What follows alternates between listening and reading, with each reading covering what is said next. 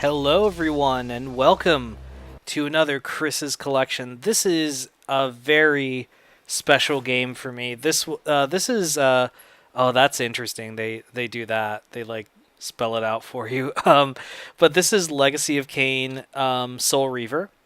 Um, I have a lot of fun memories of this game.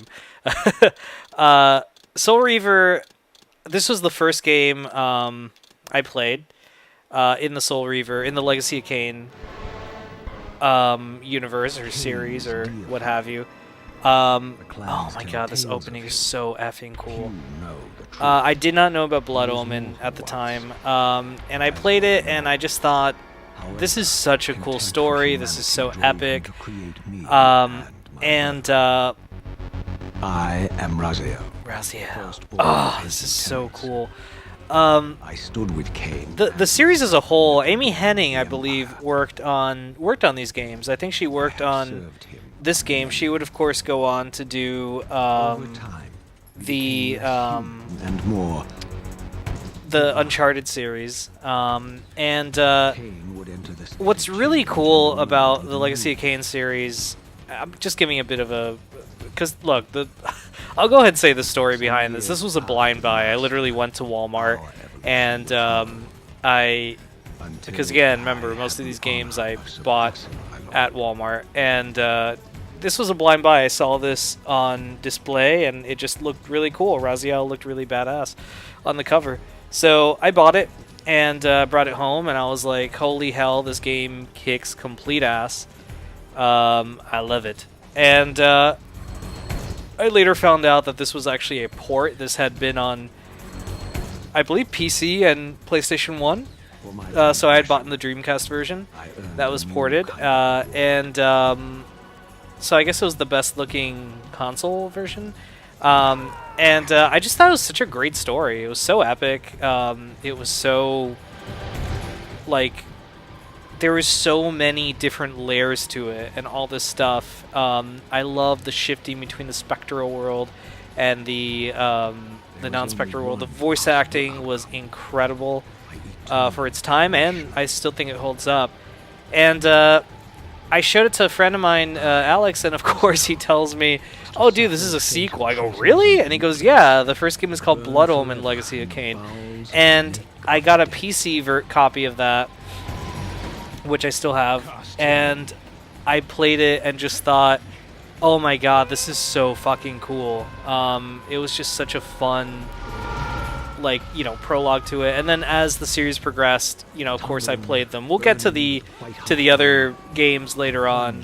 There's Legacy of Kain Soul Reaver 2, there's Blood Omen 2, there's Defiance, and I think that's the last one that they released. But this first one was just like, I mean, for me, the first experience was just awesome. I thought the character design was so cool, like this destroyed, fallen vampire creature, you know? That he looks more like he's like a demigod creature from all the burns and deformities, and just the story is so cool.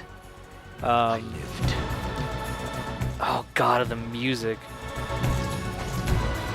Oh, I'm getting chills right now. The music is so epic. Just look at that design. That is such a cool character design. He is so badass. It's like both gross and cool looking at the same time, which is like, wow, I can't believe, how did they do that? But yeah, I was really bummed out the series didn't continue. If I recall correctly, they were planning on releasing part 2 on Dreamcast, and I was very faithful. Whenever I get a series for a particular console, I like to continue to get it for that. But of course, the Dreamcast died a noble death before that could happen. But man, these games were hard for me. I remember thinking like, damn, this is hard. I had a tough time playing them, but I did enjoy them, and I did think the ending was cool for this game. It was definitely a big cliffhanger. I heard later that there's a lot of cut content in this. Like, you were supposed to fight one of the lieutenants that Kain creates, and that, I think in Defiance, they retconned why he wasn't there, and it was pretty cool. Like, you end up fighting him in that one. but there's like pieces of him, and there's like this really cool website where they were like talking about it. It was almost like a gaming myth, like something they had heard. And oh god, I used to love shit like that, and I still do. I love like if there's these like larger than life myths, and there's like small little pieces out there that you discover and you learn about, and I don't know. I just always thought it was really cool. But yeah, Soul Reaver was a fantastic game. Definitely one of my favorite impulse buys, or not impulse buys, but blind buys. Oftentimes that's how it was back in the day, before the internet became a lot bigger. I mean, the internet was around, but I was younger, so I was definitely more impulsive. I didn't plan out my game purchases like I do now. Now I think my gaming budget is I can get like 12 games a year or something along those lines, and that's actually quite generous if you think about it. Oh, these controls. Yeah, you can glide since Raziel's poor wings have been broken by Kain. But it is a cool story. You find out a lot of really neat things as the series progressed. I really can't, Chris's collection is like these short kind of snippets. I can't really do this game justice. You guys just have to check it out. But anyway, guys, thank you so much for watching. We'll be back next week with some more Chris's collection. We're going through Dreamcast, man. This is fun. All right, guys, thanks for watching. Take care.